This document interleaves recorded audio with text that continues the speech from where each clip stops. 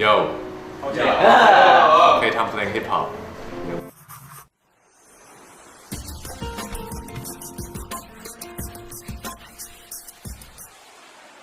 สวัสดีครับวันนี้ผมมาเป็น guest creator ใน The Nerd Creator ผมชอนบูรณะฮิรันจุดเริ่มต้นของชอนบูรณะฮิรันมาจากอะไรครับจุดเริ่มต้นของผมจริงๆผมอยากจะทำอะไรออนไลน์ตั้งแต่ผมดู YouTube ตอนอายุ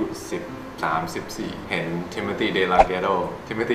เขาก็แบบเป็นคนตลกแล้วเขาก็ให้แนวคิดแล้วผมก็จำได้ว่าคนนี้เคยเหมือนช่วยชีวิตผม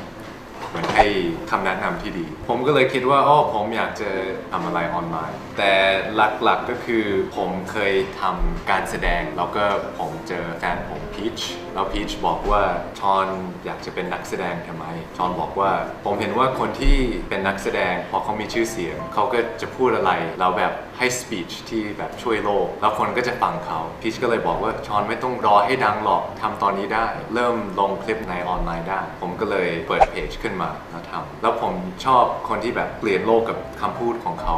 ตั้งแต่ Martin Luther King กับคันทีคนนี้เป็นแรงบันดาลใจให้ผมก็เลยลงคลิปไปเรื่อยๆคลิปเกี่ยวกับแนวคิดปรัชญาบางทีผมก็เล่าเรื่องสั้นๆอย่างเช่นมีเรื่องหนึ่งมันเป็นเรื่องคุณค่าของก้อนหินมีเด็กคนหนึ่งอยากจะรู้คุณค่าของชีวิตอาจารย์เขาก็ให้ก้อนหินเราบอกว่าโอเคน้องไปที่ตลาดเราไปขายก้อนหินถ้ามีคนแบบอยากรู้ราคาก็ยก2 นิ้วไปที่ตลาดมีผู้หญิงถามว่าอันนี้เท่าไหร่20 บาทเหรอเขาก็เลยกลับไปที่อาจารย์บอกว่าโอเคไปที่มิวเซียมขายก้อนหินนี้เราก็เอาชู2 นิ้วขึ้นมาในมิวเซียมมีคนบอกว่าเดี๋ยวซื้อ 20,000 เด็กคนนี้ก็กลับไปหาอาจารย์บอกว่าอยากให้ไปที่ร้านขายอัญมณีเขาก็เอาอันนี้มาคนนี้ก็บอกว่าเฮ้ยหาอันนี้ได้ยังไงมันจะขอ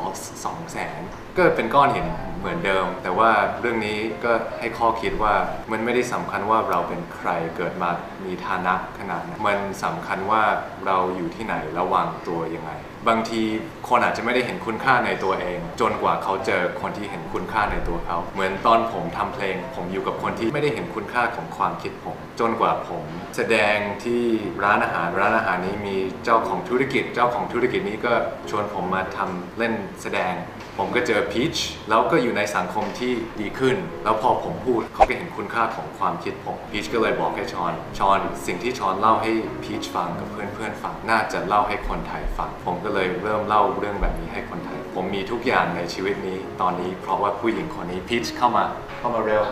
ถ้าไม่มีผู้หญิงคนนี้ที่เห็นคุณค่าของผมก็จะไม่ได้มีอะไรเลยก็จะยังจะจนเหมือนเดิมเคยจนแบบ35 บาทซื้อข้าวมันไก่โอ้ตอนนั้นคือเห็นอะไรครับในตัวชอนเป็นคนพัฒนาตัวเองตลอดเวลาว่างก็ไม่เคยที่จะไปเที่ยวหรือว่าไปทำอะไรไร้สาระก็จะฟังหนังสือเสียงอ่านหนังสือฝึกฝนตัวเองตลอดพอเราเห็นคนแบบนี้เราก็อยากจะให้เขาได้ดีนะคิดว่าเขาคู่ควรที่จะได้ในสิ่งที่ดีก็เลยช่วยกันก่อนหน้าที่จะมาทำเพจอันนี้พี่ชอนทำอะไรมาก่อนก็การแสดงเพื่อที่จะสร้างชื่อเสียงพยายามสร้างชื่อเสียงให้ตัวเองผมจะได้พูดแนวคิดออกมาแล้วคนจะฟังแล้วอะไรที่ทำให้มันมาถึงแบบเป็นล้านไลค์เลยช่วงแรกผม